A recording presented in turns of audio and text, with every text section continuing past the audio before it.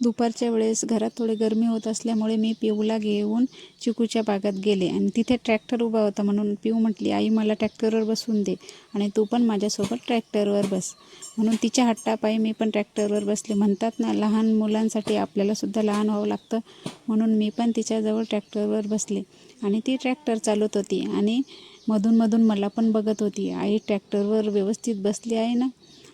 आणि मग नंतर ट्रॅक्टर चालवत असताना मला म्हणत होती, आई तू पण माझ्यासारखे ट्रॅक्टर चालव. थोड्या वेळाने मी त्यांना झोपण्यासाठी तिथे चिकूच्या बागात एक साडीची झोळी बांधली आणि त्यामध्ये त्या दोघींना झोपण्यासाठी बसवलं. पण त्या झोपायचं सोडून मस्त झोक्यामध्ये बसल्या होत्या आणि मला म्हणत होत्या की आई तू आम्हाला खूप जोराचा झोका दे. आणि एवढं ऊन लागत असतानासुद्धा हे मुलं बघा किती उन्हामध्ये क्रिकेट खेळत आहे. त्यांना कसं ऊन लागत नाही माहीत नाही. आणि त्यांना थोड्याच वेळात कळालं की मी त्यांचा व्हिडिओ बनवते म्हणून ते माझ्याकडे पण बघत होते. संध्याकाळच्या वेळेला झाडं थोडं सुकलेले दिसत होते म्हणून मी झाडांना पाणी घालायचं ठरवलं. मस्त मोटर चालू होती म्हणून झाडांना पाणी द्यायचं मी ठरवलं. दररोज तर माझे पप्पा झाडांना पाणी देतात, पण ते थोडे कामात होते म्हणून मी झाडांना पाणी द्यायला लागले. यांच्याकडे भरपूर झाडं आहे, काही फळांची आहे आणि काही फुलांची पण आहे. तर हे झाड कशाचं आहे हे मला काही माहीत नाही. कोणाला माहीत असेल तर नक्की सांगा.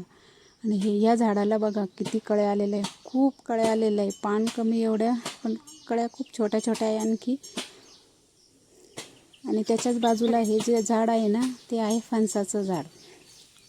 याची लागवड करून साधारणतः 1 ते 2 वर्ष झाले असतील.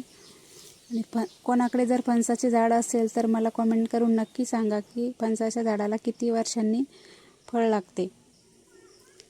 त्यानंतर घरामागे पण त्यांनी काही झाडं लावलेली बघा. हे लिंबाचं झाड लावलेलं आहे आणि त्याच्याजवळ एक घागर ठेवलेली आहे. मग ती घागर जर भरून ठेवली ना 1-2 दिवस तरी झाडाला पाणी द्यायची गरज राहत नाही. त्याच्यामुळे मी पण ती घागर पाण्याने भरून ठेवली. आणि आणखी त्याच्याच बाजूला एक हे बघा, हे झाड कोणाला माहीत आहे का कशाचं आहे? तर हे झाड आहे खारीकचं. त्या झाडामध्ये बघा पक्ष्यांनी घरटं केलेलं आहे. त्यात अंडेही नाही आणि सध्या पिल्लू पण नाही. पण हे बघा कसं घरटं बनवलेलं आहे त्यांनी. आणि पाणी देऊन झाल्यानंतर शेतात मिरची तोडण्याचं काम चालू होतं आणि ते मिरची निवडण्याचं काम माझे पप्पा आणि भाऊ करत होता. तर त्यात लाल मिरची वेगळी, हिरवी मिरची वेगळी आणि ढोबळी मिरची वेगळं करण्याचं काम त्यांचं चालू होतं. मग संध्याकाळच्या वेळेस आईला मदत म्हणून मी मस्त संध्याकाळच्या जेवणात खिचडी बनवली होती आणि सगळ्यांनी बाहेर ओट्यावर बसून मस्त जेवण एन्जॉय केलं.